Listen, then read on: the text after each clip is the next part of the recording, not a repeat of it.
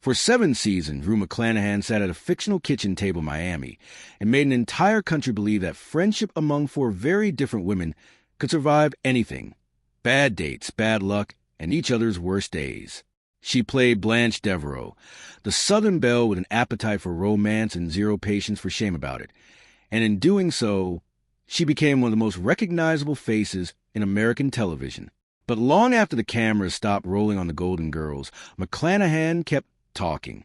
In interviews, in a candid 2007 memoir, and the quiet reflections of her final years before her death in 2010, she peeled back the polished surface of a show that looked effortless and revealed just how much effort, tension, and quiet history sat underneath it.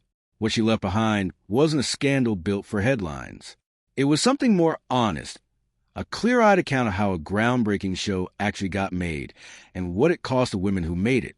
It is almost impossible now to picture anyone but Rue McClanahan draped in Blanche Devereaux's silk robes, delivering innuendo with a honeyed drawl.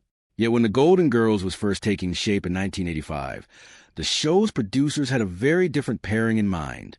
The early plan called for Betty White to play Blanche, the flirtatious, man-hungry Southern widow, while McClanahan was penciled in for Rose Nyland, the sweetly naive farm girl from Minnesota. On paper, the logic made sense. Betty White had spent years playing Sue and Nivens on the Mary Tyler Moore Show, a character defined by her exaggerated sexuality and unapologetic pursuit of men. Producers assumed that persona would translate naturally into Blanche. McClanahan, meanwhile, had built a reputation for warmth and comic gentleness that seemed to fit Rose's guileless personality. McClanahan told interviewers in later years that the moment she read the script, something in her rebelled against that assignment. She felt an immediate, almost physical pull toward Blanche, toward the character's boldness, her refusal to apologize for wanting attention and affection well into her 50s. Rose, by contrast, felt like a costume that didn't fit. When her agent told her the role of Blanche had already been earmarked for White, McClanahan pushed back. She said she could not picture herself playing Rose for a single episode, let alone a whole series. Her agent was blunt about the stakes: take the role being offered or walk away from the project entirely. It was the kind of ultimatum that could have ended the story right there, with a different actress becoming the woman millions of viewers would come to adore. But McClanahan had already sensed that this show was different, that something about the writing and the characters had real staying power, and she wasn't ready to let it go without a fight. The turning point came in the audition room. Director Jay Sandrich, sensing the mismatch, asked McClanahan to try reading a few of Blanche's lines instead of Rose's. She agreed on the spot, and the shift was immediate. Whatever hesitation had existed in the room evaporated. Days later, both McClanahan and White were called back in and asked to read against type. McClanahan as Blanche, White as Rose. The chemistry that emerged from that single session made the decision almost inevitable. It simply worked in a way the original casting never would have. McClanahan later admitted, with the kind of honesty that became a hallmark of her later interviews, that she never truly found her footing with Rose during that early read. She described feeling lost trying to inhabit that specific brand of childlike innocence, and she was candid that 8 seasons of playing a character so far from her natural instincts would have worn her down. Betty White, for her part, was initially unenthusiastic about the swap. She had built an entire career on a certain type of comedic persona, and Rose asked her to abandon it completely. But White grew to embrace the role fully, and in later years she credited McClanahan with taking Blanche to places she herself would never have had the nerve to explore.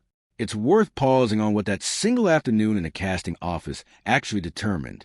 The Golden Girls premiered on NBC on September 14, 1985, and went on to become one of the most decorated sitcoms in American television history, collecting dozens of Emmy nominations and multiple wins across its run. The ensemble chemistry that made the show a phenomenon was not a foregone conclusion. It was a product of a near miss, a swap that could easily have gone the other way, leaving television with a completely different Golden Girls, one that might never become the cultural touchstone it did. If the casting story reveals how close the show came to never existing in its familiar form, McClanahan's later reflections on life behind the scenes reveal something else entirely. That the sisterhood audiences saw every week at that kitchen table did not always extend past the soundstage. McClanahan occupied a unique position in the cast dynamic. She wasn't just a co-star. She was, by her own account, someone caught between the show's two strongest personalities, be Arthur, who played the sharp-tongued Dorothy, and Betty White, whose roles provided the show's gentler comic rhythm. In her 2007 memoir, My First Five Husbands and the Ones Who Got Away, McClanahan wrote about Arthur and White with noticeably careful language.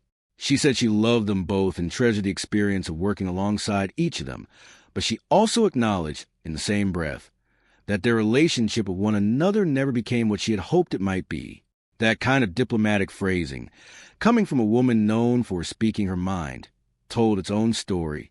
The tension between Arthur and White was, by the time the series wrapped, one of the least hidden secrets in the industry. At a 40th anniversary event for the show held in the summer of 2025, longtime co-producer Marsha Posner Williams spoke about it openly, offering a frank assessment that the two actresses simply were never going to warm to each other, no matter the circumstances. Accounts differ on exactly what drove the friction. Some people close to production point to something as simple as audience response. White reportedly received more enthusiastic reactions from live studio crowds during tapings, which did not sit well with Arthur. Others point to a difference in professional philosophy. Arthur was known for staying locked into character throughout every take, treating each scene with total focus.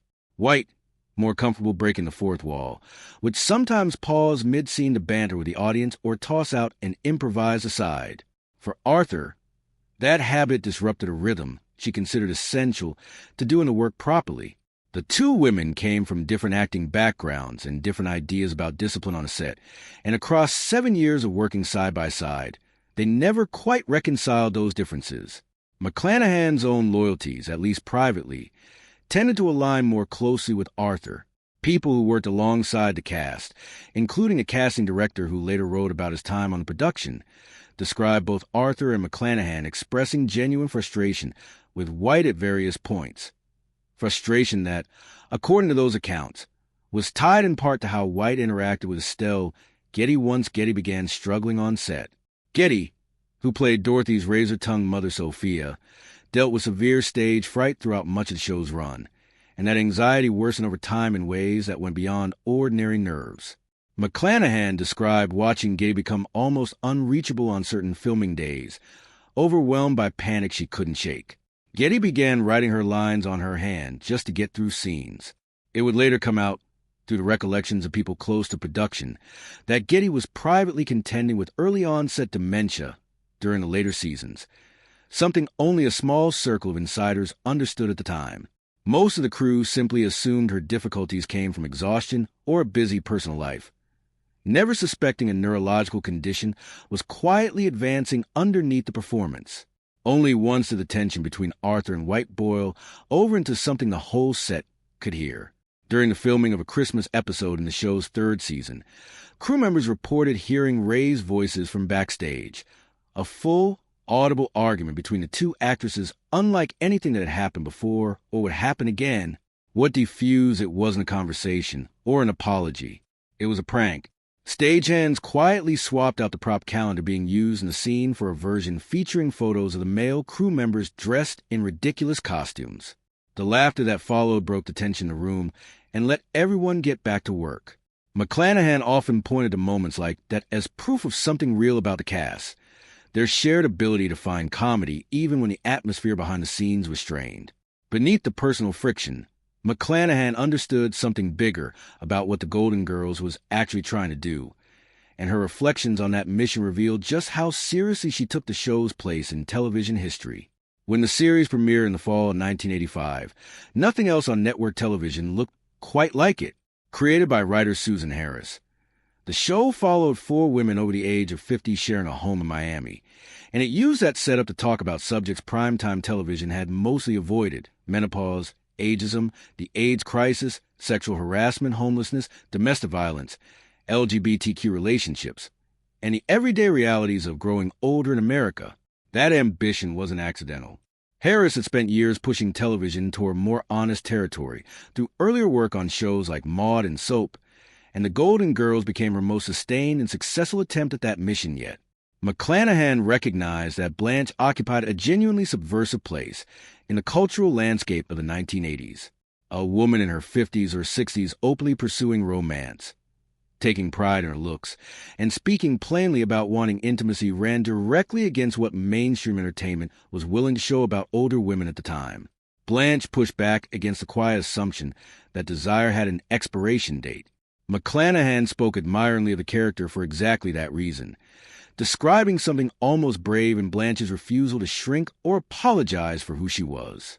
The show tackled LGBTQ storylines with a directness that was remarkable for its era, episodes touching on AIDS, hospital visitation rights for same-sex partners, and a storyline in which one of Rose's close friends comes out as gay, all handled with a warmth that was rare on network television at the time.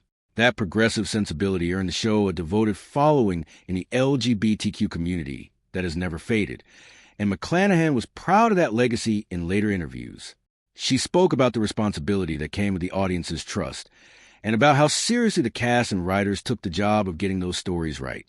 That ambition came with real costs, even if they weren't always visible from the outside.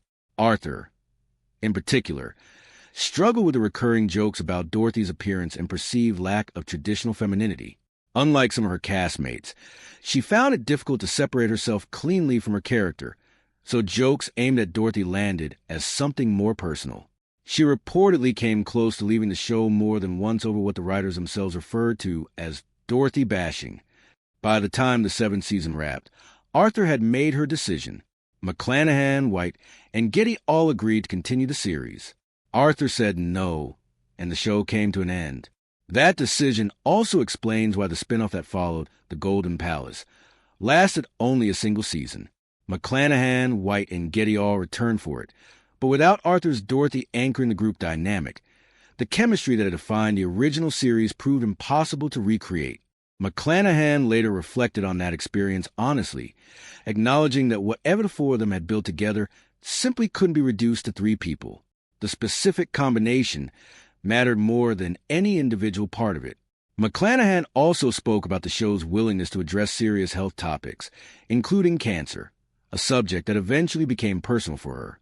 She was diagnosed with breast cancer in 1997, survived the experience, and later used her public platform to talk openly about prevention and early detection. The Golden Girls had already tackled health issues like this as part of its broader commitment to depicting life honestly rather than in some sanitized version. That alignment between what the show stood for and what she herself lived through gave McClanahan a perspective on its legacy that was both professional and deeply personal. By the time the last decade of her life arrived, Rue McClanahan had already outlived 2 of her 3 former castmates. Estelle Getty died in July 2008 from complications related to Lewy body dementia at the age of 84. B. Arthur died in April 2009 from cancer at 86.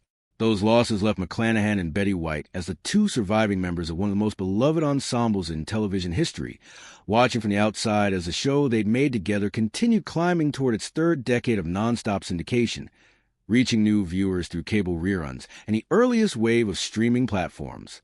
McClanahan's own health had its complications by then. Having survived breast cancer more than a decade earlier, she faced a new challenge in late 2009 when she underwent triple bypass surgery. By most accounts, she came through the procedure well and entered a period of relative stability, remaining active and engaged in the months that followed, still taking on work when it interested her, and still carrying the warmth that colleagues across decades consistently described. On June 3, 2010, Rue McClanahan died of a cerebral hemorrhage at a hospital in New York at the age of 76, following a stroke that struck her at her Manhattan apartment. Her family was reportedly with her when she passed. The response from the entertainment industry was immediate and heartfelt. Betty White, the last surviving member of the original cast, said publicly that the loss hit harder than she had expected, describing a friendship she treasured in ways words could barely capture. The memoir McClanahan had published 3 years earlier became, in hindsight, something like a final testament to how she understood her own life and the shows that shaped it. She wrote about the Golden Girls with a mix of gratitude and unflinching honesty, recognizing even while she was living inside the experience just how rare that kind of creative chemistry actually was. She never pretended the relationships behind the scenes were simple, but she was equally clear about what it meant to be part of something genuinely new for television. Her reflections on Blanche, in particular, carried real weight. McClanahan never treated the character as a purely comic invention. She understood that Blanche's insistence on remaining a desiring, laughing, fully alive woman well into her later decades functioned as a kind of quiet cultural argument. Every time Blanche pursued a romance, defended her own worth, or simply refused to disappear from view, the show was pushing back against assumptions about what older women were allowed to want. McClanahan described at work as meaningful in ways that went beyond ordinary professional pride. What she spent her final years communicating wasn't one dramatic confession designed to shock anyone. It was a fuller, more complicated picture, a show built on a casting decision that nearly went a completely different direction, held together by four women who didn't always find it easy to be around each other, tackling subjects other productions wouldn't touch, and somehow producing something that resonated more deeply than anyone involved initially expected. The cheesecake at that kitchen table was real. So was the friendship, complications and all. And so was the achievement. In the years since her death, the Golden Girls has only grown in cultural presence. Its following within the LGBTQ community remains as devoted as ever. New generations keep discovering the series through streaming, often approaching it less as a relic of the past, and more as something that still speaks directly to them. Because the emotional core of the show, loneliness, aging, the search for connection, the fight to stay visible in a world eager to look past certain people, hasn't lost any of its urgency. Rue McClanahan didn't leave behind a single shocking secret designed to rewrite the show's history. What she left behind was something sturdier, an honest account of remarkable production, a genuine tribute to what four women built together, even when they sometimes struggled to occupy the same room, and a clear understanding of how television, at its very best, can hold space for the full complexity of being human. That legacy belongs to all four of them.